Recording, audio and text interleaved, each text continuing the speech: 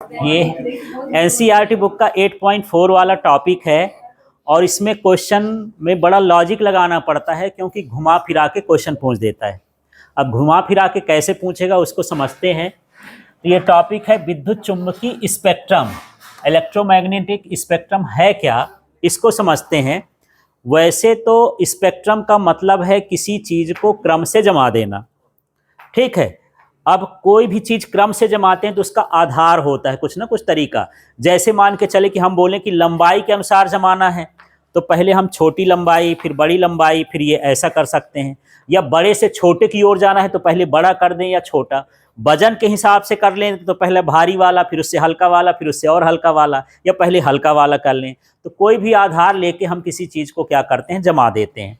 या फिर आपने अपना बस्ता ऐसे गिरा दिए फिर उसको जमाना चालू करते हो कि हम कापी अलग रख लेते हैं, किताब अलग रख लिए, रफ कापी अलग रख लिए, और जो उसमें इंस्ट्रूमेंट वाला हो गया वो अलग हो गया, तो वो हमारा क्या हो गया, एक तरह से जमाना हो गया। अभी दीपावली के टाइम में बहुत सारा चीज़ जमाए होगी, मतलब बहुत सारी चीज़ मिल गई, फिर देखते हो कौन फेंकने लायक है कौन घर में रखने लायक है। फिर जब वो घर में रखने लायक है तो कहाँ रखने लायक है, रसोई में रखने लायक है कि ड्राइंग रूम में रखने लायक है कि किस रूम में रखने लायक है, ठीक। और जगह भी चुनाव करते हो कि किस जगह पर रखना है। तो इस तरह से जब हम बहुत सारा चीज़ सोचते हैं तो वो क्रम से जमाना ही क्या कहलाता है, स्पेक्ट्रम।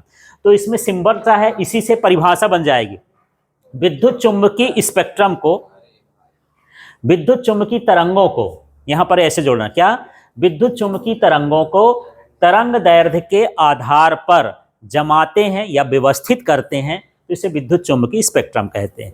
फिर से देख ले, इसका नाम देख लेना, क्या, विद्युत चुंबकीय तरंगों को, विद्युत चुंबकीय तरंगों को तरंग दैर्ध्य के बढ़ते क्रम में व्यवस्थित करते हैं तो इसे विद्युत चुंबकीय स्पेक्ट्रम कहते हैं।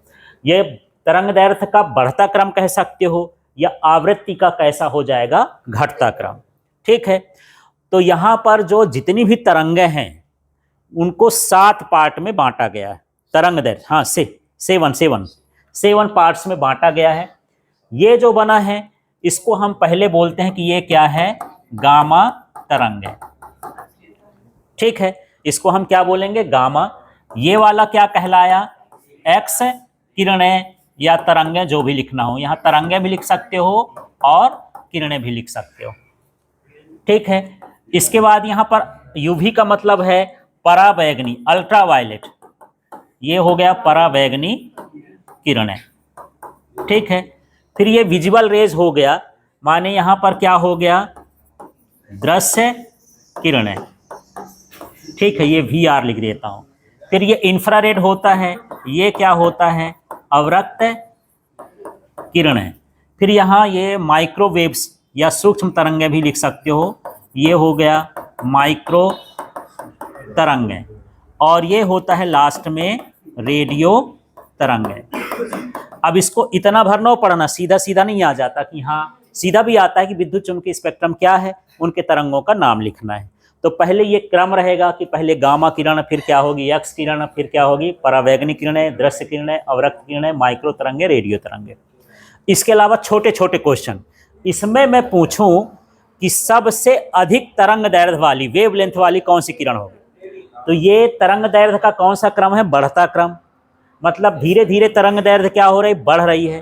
तो सबसे अधिक तरंग दैर्ध्य वाली किरण कौन सी होगी, रेडियो तरंग। इस तरह का 1 नंबर का प्रश्न आ जाता है, ठीक है। अब ये क्रम तो है, अब इसमें पूछ दिया इन दोनों में कि दृश्य किरणों में और अवरक्त किरणों में कौन सी तरंग जो है ज्यादा तरंग दैर्ध्य वाली है ना, दृश्य किरणें और क्या है, अवरक्त किरणें। तो जब ऐसा क्वेश्चन आए तो रफ में आपको इनको क्रम से जमाना पड़ेगा, फिर देखना पड़ेगा। कभी कभी ऐसा दे दिया इसमें 7 किरणें हैं, 4 किरणों का नाम दे दिया कि यहाँ रेडियो तरंगें हैं, सूक्ष्म तरंगें हैं, एक्स किरणें हैं, फिर गामा किरणें हैं, इनको क्रम से जमा के लिखो। किरणें हैं 4 तो आपको 4 लिखने हैं, ऐसा नहीं सोचना कि 7 होती हैं, भूल गया होगा लिखना तो हम 7 लिख दें। आपको उनको क्रम में क्या करना है, जमा के लिखना है, ठीक है।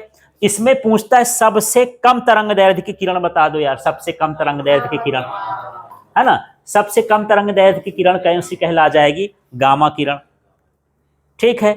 और मैं पूछूं कि सबसे अधिक आवृत्ति वाली किरण कौन सी कहला गई, सबसे अधिक आवृत्ति वाली, कंफ्यूजन में आ गए।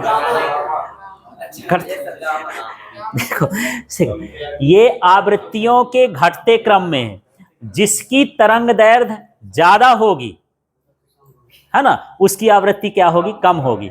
तो मैं यही बोल रहा हूं कि ये क्वेश्चन में घूम जाओगे, तो घूमना नहीं है, आपको समझ लेना है, केवल तरंग दैर्घ्य भर आप याद करो कि रेडियो की तरंग दैर्घ्य ज्यादा होती है, माने इसकी आवृत्ति क्या होगी, कम। तो इसके दो क्वेश्चन बनेंगे, ऐसी तरंग का नाम बताओ जिसकी तरंग दैर्घ्य ज्यादा होती है, आंसर क्या आएगा, रेडियो। अब तरंग दैर्घ्य, वेवलेंथ नहीं पूछेगा, फ्रीक्वेंसी पूछ रहा है, आवृत्ति यहीं से पूछेगा, उस तरंग का नाम बताओ जिसकी आवृत्ति सबसे कम होती।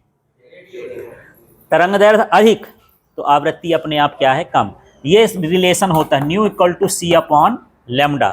तो ये आवृत्ति है और इनका जो रिलेशन है कैसा है, उल्टा है। तरंग दैर्घ्य ज्यादा होगी तो आवृत्ति क्या हो जाएगी, कम हो जाएगी। ये छोटे छोटे इस तरह से क्वेश्चन पूछे जाते हैं। ठीक है, तो विद्युत चुम्बकीय स्पेक्ट्रम की परिभाषा क्या बोलोगे, यहीं से लो। विद्युत चुम्बकीय तरंगों को तरंग दैर्घ्य के बढ़ते क्रम में व्यवस्थित करते हैं, तो है ना, व्यवस्थित करते हैं या क्रम में लिखते हैं, तो इसे विद्युत चुम्बकीय स्पेक्ट्रम कहते हैं। अब तरंग दैर्घ्य के बढ़ते क्रम में या आवृत्ति के घटते क्रम में इस तरह से आपको लिखना है। ये ना लिखना, सीधे लिख देना गामा नंबर डाल करके, गामा किरणें, एक्स किरणें, पराबैंगनी किरणें, दृश्य किरणें, अवरक्त किरणें, माइक्रो तरंगें,